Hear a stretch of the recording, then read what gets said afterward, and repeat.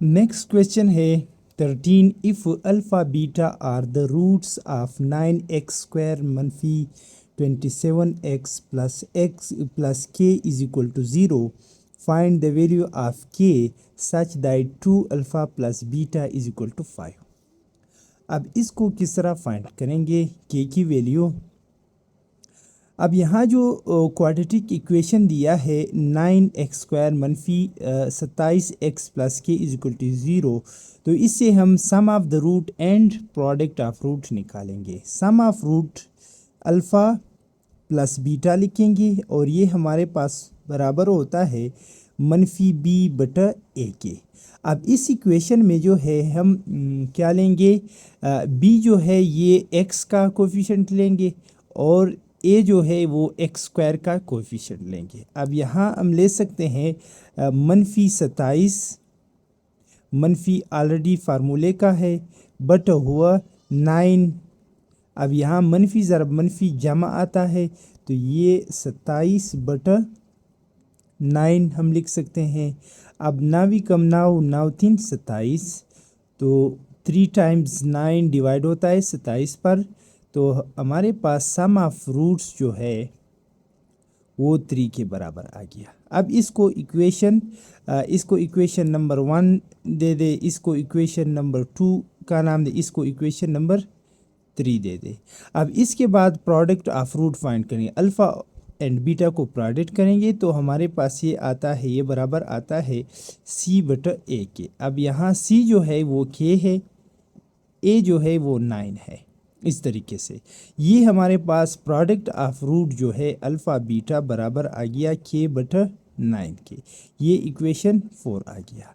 अब हम equation 3 and 2 को सॉल्व करते हैं, इसको उठाते हैं इक्वेशन 3 और 2 को।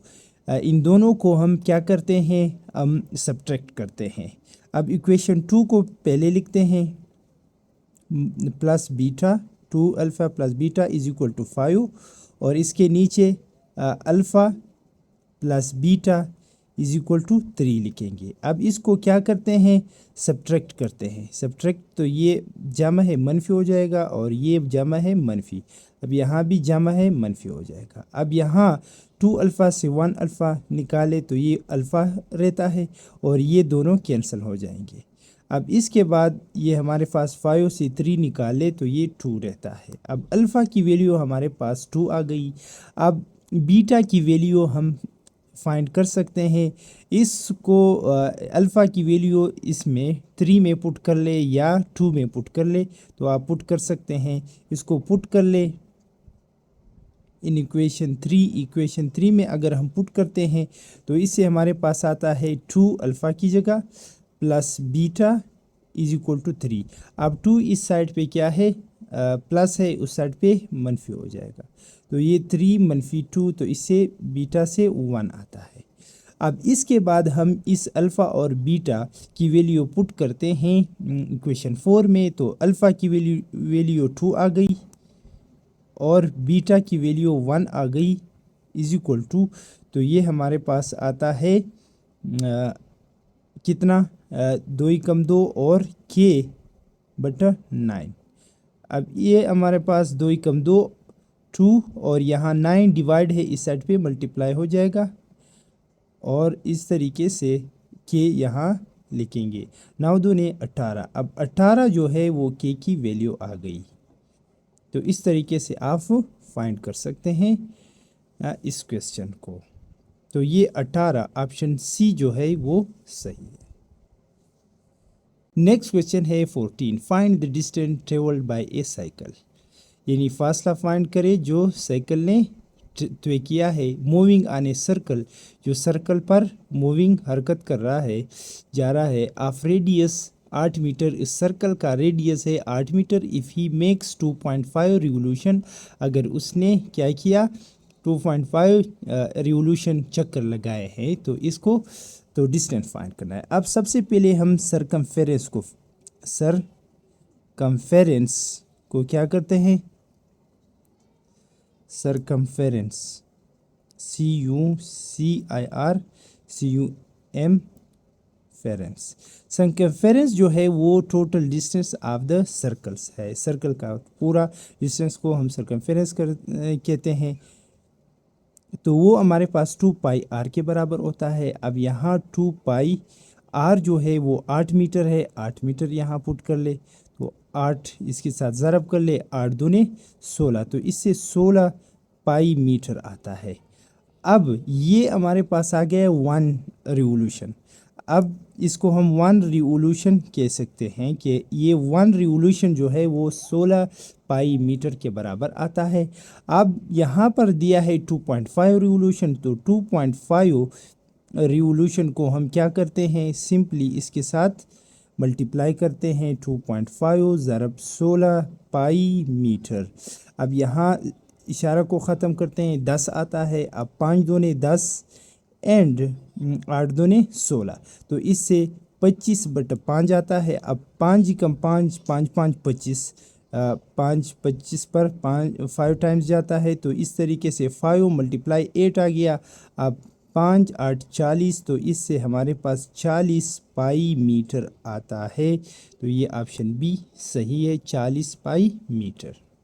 नेक्स्ट क्वेश्चन है, Hamza bought 5 pens and 2 eraser for RS 162। अब इसका इक्वेशन बनाना है। सबसे पहले इसका हमजा ने ख़रीदा 5 पेन्स यानी 5 पेन्स है, P for pens, and plus 2 eraser है, 2E eraser, E for eraser, is equal to इसका जो कीमत है वो 162 है। इक्वेशन 1 आ गया।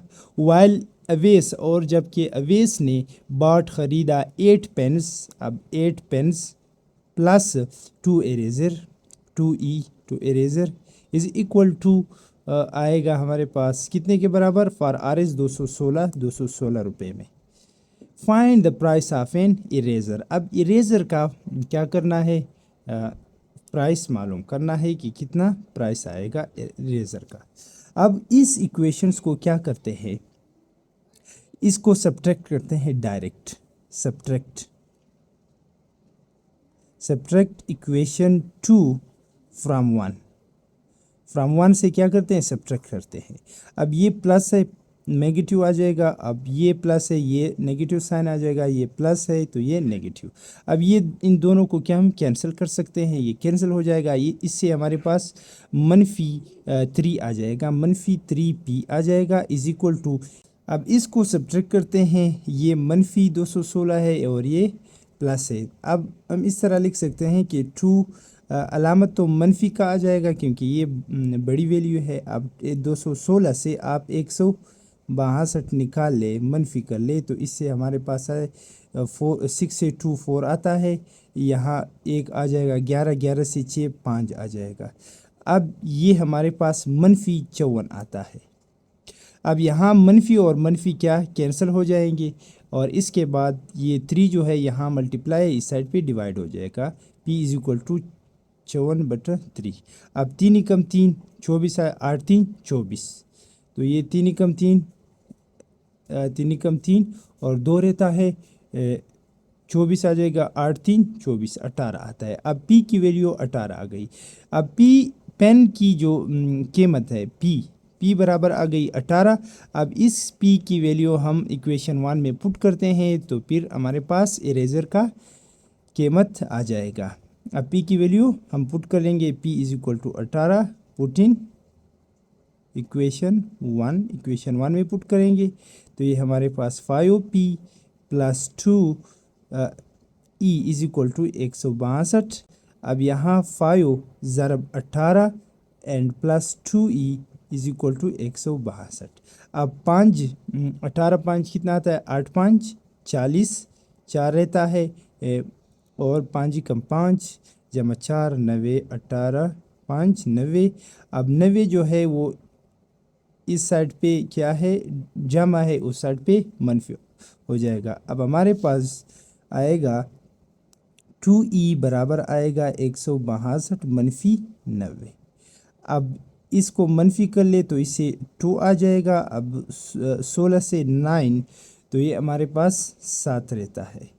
अब ये हमारे पास 72 आ गई। अब 2 इस साइड पे क्या है, मल्टीप्लाई है, इस साइड पे डिवाइड हो जाएगा।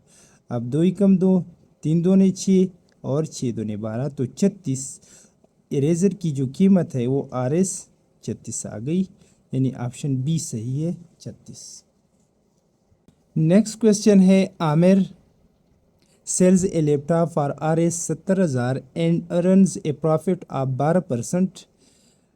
Find the cost price. Aamir ने बेच दिया एक लैपटॉप को 70,000 रुपये में और उसने 12% उस पर मुनाफा किया। Find the cost price. अब कास्ट प्राइस फाइंड कर ले।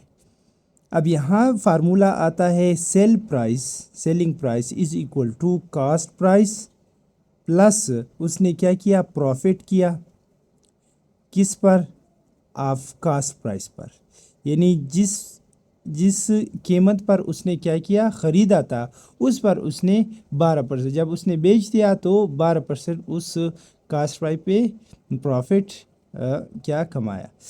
अब इसके बाद हम क्या करते हैं, selling price is equal to cost price को इस तरह लिखते हैं, प्लस प्रॉफिट जो है वो 12% है, 12/100 लिख सकते हैं, मल्टीप्लाई कास्ट प्राइस यानी CP इसके साथ लिख सकते हैं।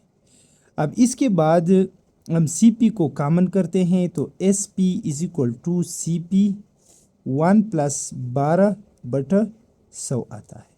अब इसका LCM लेते हैं तो ये आ जाएगा हमारे पास 100 एकम 100 और 100 + 12 तो 112 आता है, डिवाइड 100 आता है, तो इससे हमारे पास 112/100 आता है CP। ये हमारे पास यहाँ आ गया। अब SP जो है ऑलरेडी फाइंड है कि सेल ए लैपटॉप ऑफ 70,000, तो 70,000 हम इस यहाँ पुट करते हैं, 70,000 इसकी जगह सेलिंग प्राइस पर।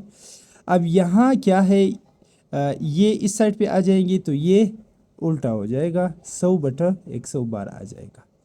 मल्टीप्लाई है तो ये जो मल्टीप्लिकेशन में है ये डिवीजन में आ जाएगा, और ये डिवीजन में जो नीचे लिखा है ये इस साइड पे मल्टीप्लाई में आ जाएगा, तो ये CP आ जाएगा। अब इसको आप सिंपली क्या कर ले, इसके साथ 70,000 के साथ मल्टीप्लाई कर ले और 112 को इस पे डिवाइड कर ले, तो इससे हमारे पास आता है 62,500।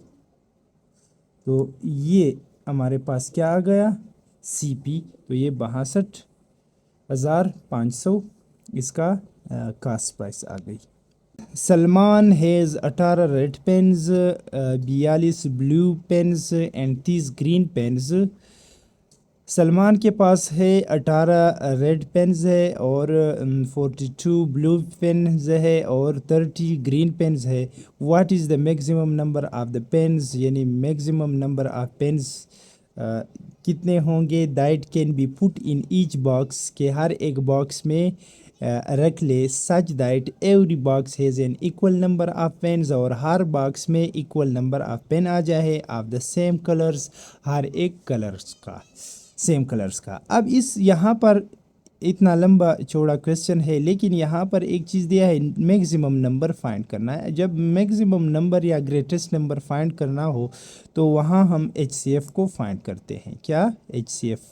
तो हमने क्या करना है, इन तीनों नंबर का क्या लेना है, HCF फाइंड करना है। अब 18 का कर ले और 42 और इस तरह 30 का HCF फाइंड कर ले अलग अलग। तो 9 दूने 18, 3 3 9 एंड 3 एकम 3। अब इस तरीके से 2 दूने 4, 2 एकम 2, अब 7 3 21 और 7 एकम 7।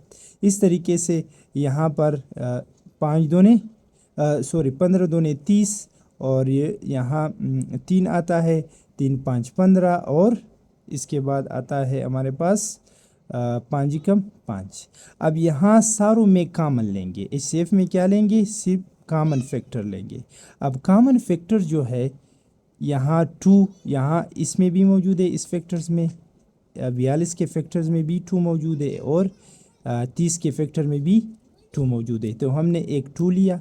अब इसके बाद 3 यहाँ इस फैक्टर में भी मौजूद है, इसमें भी मौजूद है और इस फैक्टर में भी मौजूद है, तो हमने लिया 3। बस इसके बगैर और कॉमन फैक्टर इसमें नहीं है। अब 3 दूने 6, तो 6 जो है ये आंसर आ है। नेक्स्ट क्वेश्चन है, suppose A square has a diagonal measure of 10 feet, what is the area of the square. Suppose कर ले कि एक स्क्वायर है जिसका डायगोनल मेजर है वो 10 फीट है, what is the area of the square, उस स्क्वायर का एरिया कितना हो। अब ये स्क्वायर शेप्ड है जिसके सारे जो लेंथ है वो बराबर है। अब ये डायगोनल लेंथ है, ये 10 फीट है। अब इसका एरिया फाइंड कर लें। ये फार्मूला है distance is equal to D is equal to S बटा एस इंटू 2 स्क्वायर रूट। तो ये फार्मूला है इसके लिए अगर आप चाहे तो हम अलग वीडियो भी बना सकते हैं कि ये फार्मूला किस तरह आता है। अच्छा, D is equal to S square root of 2। तो हम इस तरीके से s जो है s फाइंड करेंगे। तो s हमारे पास जो d है वो 10 फीट है, डायगोनल मेजर जो है वो 10 feet is equal to s। अब यहाँ जो है s यहाँ लिखेंगे, ये मल्टीप्लाई इस साइड पे डिवाइड हो जाएगा। अब s इज इक्वल टू आता है हमारे पास 10/2 स्क्वायर रूट। अब इसका रेशनलाइजेशन करेंगे इस डिनोमिनेटर का, तो ऊपर भी 2 स्क्वायर रूट से क्या कर ले, ज़रब करते हैं और डिवाइड भी करते हैं स्क्वायर रूट ऑफ 2 से। अब ये इसके साथ मल्टीप्लाई हो जाएगा, तो ये हमारे पास आ जाएगा 10 स्क्वायर रूट 2 डिवाइड बाई ये 2 दूनी 4, और 4 स्क्वायर रूट से कितना आता है, 4 स्क्वायर रूट से 2 आता है। अब यहाँ 2 आ गए। अब 2 ही कम 2, 5 दूनी 10, इस पे डिवाइड कर ले तो 5 स्क्वायर रूट 2 आ गई। अब ये s की वैल्यू आ। अब एरिया की टोटल एरिया अगर हम फाइंड कर लेंगे तो s मल्टीप्लाई s, यानी दोनों साइड्स को हम क्या करेंगे, मल्टीप्लाई करेंगे, तो s स्क्वायर को हमने फाइंड करना है। अब यहाँ s ज़रब s को क्या कर लेंगे, मल्टीप्लाई करें, ये side 5 2 square root multiply 5 2 square root के साथ हम क्या कर लेंगे, मल्टीप्लाई कर लेंगे, तो ये हमारे पास 5 5 25 आता है, और 2 दूनी 4। अब 4 का स्क्वायर रूट जो है वो 2 आता है, 25 ज़रब 2 आता है, तो 25 दूने हमारे पास आता है 50, 25 दूने 50, तो 50 फीट स्क्वायर्ड फीट हमारे पास ये आंसर आ गया। ये ऑप्शन बी सही है। नेक्स्ट क्वेश्चन है, which of the following set of lengths can not be the length of the sides of a triangle. अच्छा, which of the following set, इनमें से कौन सा सेट जो लेंथ का सेट दिया है can not B length, can not B length यानी लेंथ नहीं हो सकता of the sides of the triangle, triangle के साइड्स का। अब यहाँ पर जो है ये ट्राइंगुलर इनइक्वलिटी थ्योरम कहता है the sum of any 2 sides, किसी भी 2 साइड्स का सम ले ले, जमा कर ले, मस्ट बी ग्रेटर देन, वो ज़रूर ग्रेटर होगा देन द थर्ड साइड से। अब यहाँ चेक करते हैं कि कौन सा नहीं आ सकता। अब यहाँ 2 + 2 से 4 आता है, यानी यहाँ अगर हम चेक कर ले 2 + 2 से 4 आता है, और ये ग्रेटर है 2 से, यानी थर्ड साइड से। अगर इसको 2 और 2 को जमा कर ले तो ये थर्ड साइड दरमियान वाले से ग्रेटर आता है। इस तरीके से सेकंड में चेक कर ले, 3 और 4 7 आता है, ये ग्रेटर आता है किससे, 5 से, थर्ड साइड से। अगर हम 5 और 3 को ऐड कर ले तो ये ग्रेटर आता है 4 से। इस तरीके से सी ऑप्शन में 6 और 6 12 आता है, ये ग्रेटर आता है थर्ड साइड से 7 से। अब यहाँ 7 और 7 को ऐड कर ले तो ये 13 आता है। अब 13 ग्रेटर है थर्ड साइड से 6 से। यहाँ पर 5 और 2 को अगर हम जमा कर ले तो ये कम आता है थर्ड साइड से 8 से। तो ये ऑप्शन डी सही है इस ऑप्शन में कि can not B length of the sides. तो ये ऑप्शन डी इसका सही है।